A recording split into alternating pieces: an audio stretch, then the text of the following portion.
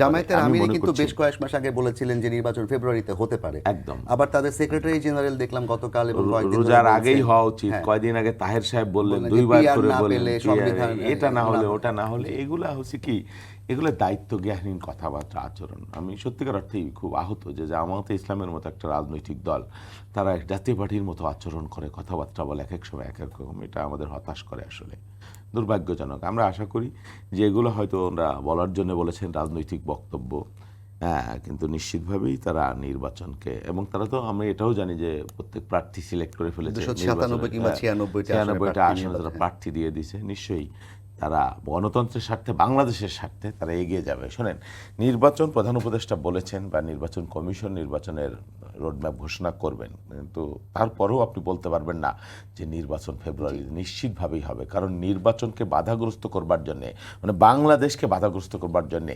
ফ্যাসিবাদী যে শক্তি, তার যে এস্টাবলিশমেন্ট, তারা কিন্তু উঠে পড়ে লাগবে।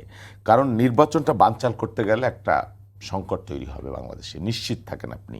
সেই সংকটে লাভবান হবে আমাদের যারা এখানকার, মানে যে শক্তিকে আমরা উৎখাত করেছি তারা, এবং কিন্তু তাদের তাহের প্রভুদেশ। সাহেব সম্ভবত কিংবা গোলাম পরোয়ার বলেছেন যে বিদ্রোহ হবে যদি এগুলোর আগে নির্বাচন। এখন তাহের সাহেবরা কি বুঝে, কি কারণে, সাময়িক লোভের আশায়, লাভের আশায় ওনারা বাংলাদেশের ক্ষতি করবেন কিনা, নিশ্চিতভাবেই ওনারা তার জবাব দেবেন। তার মানে আপনার প্রত্যাশা হচ্ছে যথাসময়ে নির্বাচন হওয়ার পথে কোনো বাধা নেই? অবশ্যই না, বাধা আছে, বাধা নাই আমি সেটা বলছি না, সংকট আছে। নির্বাচনকে বাধাগ্রস্ত করবার জন্য একটা চক্র উঠে পড়ে লাগবে।